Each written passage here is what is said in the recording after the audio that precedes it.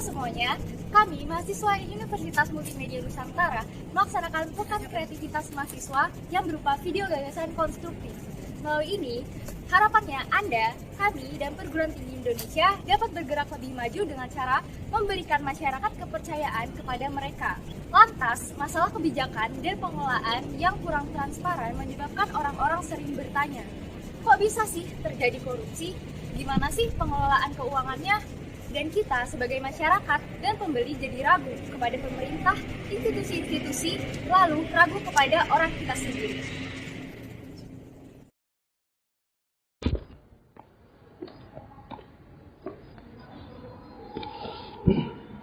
Masalah korupsi di perguruan tinggi itu bukan hal yang jarang ya, tetapi nggak sering juga.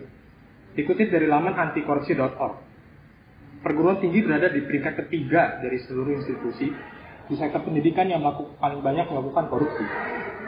Terdapat setidaknya 20 kasus yang telah ditindak aparat pada 2016 sampai dengan 2021. Pada tahun 2022 ini juga terjadi kasus korupsi di perguruan tinggi, yaitu kasus korupsi penerimaan mahasiswa baru di Universitas Lampung.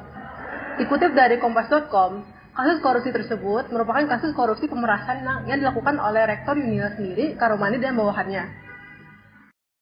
Seperti peribahasa, lebih baik mencegah korupsi daripada mengobatinya, karena ibaratnya korupsi ini merupakan penyakit, dan apabila sudah semakin besar, atau pada akhirnya baik korban maupun pelaku tidak akan mendapatkan apapun, karena penanganan korupsi dalam negeri ini masih kurang maksimal, sehingga pada akhirnya pelaku dihukum mati dan korban tidak akan mendapat uangnya kembali. Wakil Rektor Universitas Lampung menyatakan bahwa korupsi ini terjadi karena kurangnya transparansi. Maksudnya transparansi ini apa sih? Misalnya ya, kalau kita lihat kerja yang transparan itu kan tembus pandang. Nah, dalam kasus ini, berarti apakah bisa dinilai kalau nilai itu kurang transparan, kurang tembus pandang dalam menangani korupsi?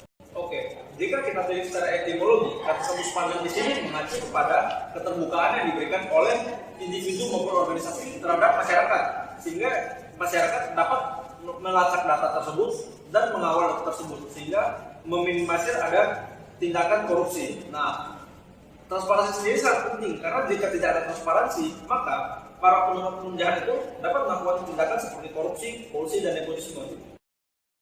Dikutip dari artikel yang terbit di laman theconversation.com mengenai kasus First Namila, dikatakan bahwa institusi dapat mengadopsi kerangka internasional yaitu anti-suap atau anti korupsi yang diterapkan oleh kampus di seluruh Indonesia. Seperti yang dikutip dari Ayu, ketika kerangka anti-suap itu diterapkan, jelas definisi operasionalnya. Misal, korupsi itu apa, penyuapan itu apa, penyelewengan itu apa, dan sebagainya. Rujukan kampus dalam bergerak, lalu koridornya juga lebih jelas apa yang dimaksud. Tapi sebenarnya bagaimana sih penerapan transparansi? Karena perguruan tinggi nggak mungkin gitu aja mau sebarin ngurus operasi mereka. Apalagi di Indonesia, selain perguruan tinggi, masyarakatnya juga sangat mengimitasinya. Sulit.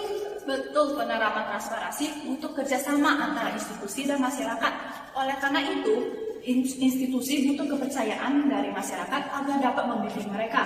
Sebaliknya, masyarakat butuh institusi untuk terus menyediakan layanan mereka. Dengan demikian, jangan berpikir dengan hanya menyediakan sebuah informasi saja itu cukup. Karena kerangka ini hanyalah persiapan di garis start. Hal yang dapat disimpulkan pertama adalah korupsi perguruan tinggi yang ditandai dengan kasus suap penerimaan mahasiswa baru Universitas Lampung, lalu menyebabkan terkait dengan kurangnya transparansi. Kesimpulan kedua, transparansi mengacu pada keterbukaan sehingga dapat memudahkan kita untuk memantau dan menjaga tindakan seperti korupsi, kolusi, dan nepotisme. Terakhir, solusinya adalah kita harus mulai menerapkan transparansi dalam kerangka kerja internasional. Contohnya anti-suap dan anti-korupsi. Meskipun demikian, haruslah ada kerjasama antara institusi dan masyarakat, di mana institusi menerapkan dan mematuhi kerangka tersebut dan masyarakat memahaminya. Sekian penjelasan dari kelompok kami, mohon maaf bila ada kesalahan kata. Jangan lupa di like, comment, share, dan subscribe. Terima kasih.